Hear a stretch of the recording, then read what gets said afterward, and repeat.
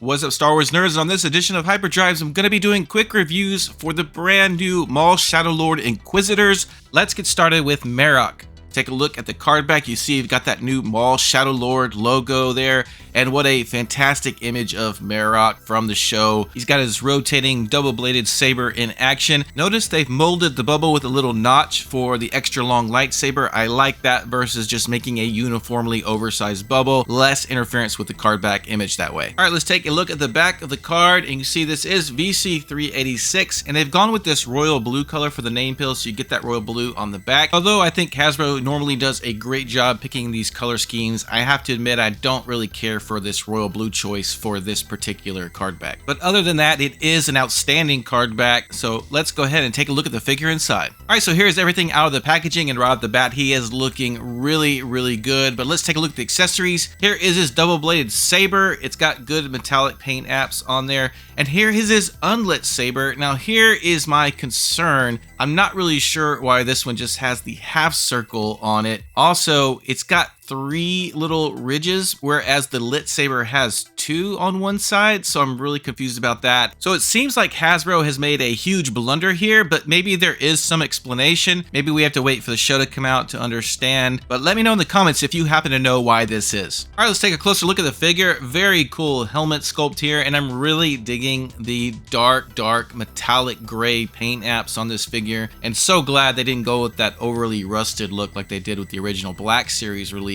There's a look at his pauldron there. There is some nice little scarring on his gauntlet, and I love little details like that in a 3.75 scale figure. Looks fantastic. There is his soft goods cape, and on the back you can see there is a notch for his unlit saber. And there's what it looks like when it's connected. There's a look at his boots, which look completely rad. Really digging the way those came out. Articulation is as you'd expect for an all new figure. Elbow gets 90 degrees. The wrist have hinges, perfect for lightsaber wielding. You've got barbell hips, of course. You've got the swivel cut at the thigh. The knee bends to 90 degrees. It is a swivel hinge on that. And then you've got a swivel hinge at the ankle with rocker ankles. So everything you need for a new TVC figure. So overall, this is a fantastic release. I love when we get more baddies. We always need more bad guys in the TVC line. Although I question the differences between the lit and unlit versions of his saber, this is a TVC figure that checks all the boxes. It has been worth the wait for this figure. All right, next up is the other Inquisitor release. This is the 11th Brother from Maul Shadow Lord, and this was a pleasant surprise to me when Hasbro revealed him. I kind of figured we would get Marrok eventually, but the 11th Brother I wasn't sure about, and I've wanted him as a figure ever since I first saw him on Tales of the Jedi with Ahsoka. Just a completely menacing looking bad guy. So let's take a closer look at this card back. Of course, you got the Maul Shadow Lord logo there, and there is the awesome image they've chosen. Really love that action pose, and there again is that notch in the blister mold for his saber. Looking on the back, you can see it is VC390.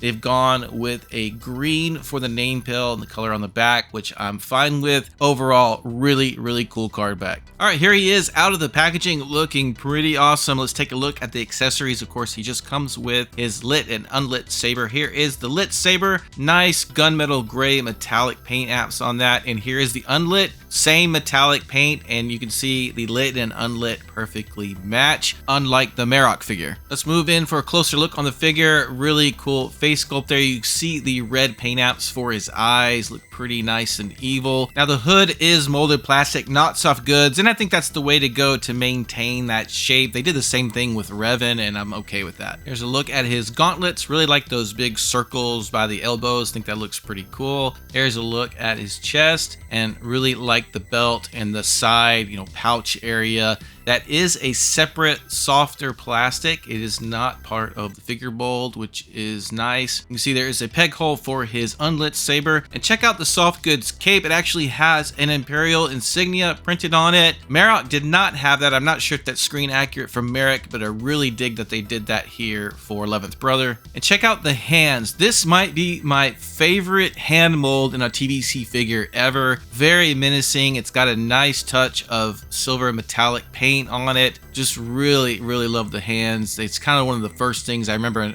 noticing when they revealed the images of this figure, how cool those claws look. Articulation is great on this figure, 90 degrees at the elbows. The wrists have hinges, of course, making it easier for lightsaber wielding. Barbell hips, swivel cut at the thigh, knee gets 90 degrees.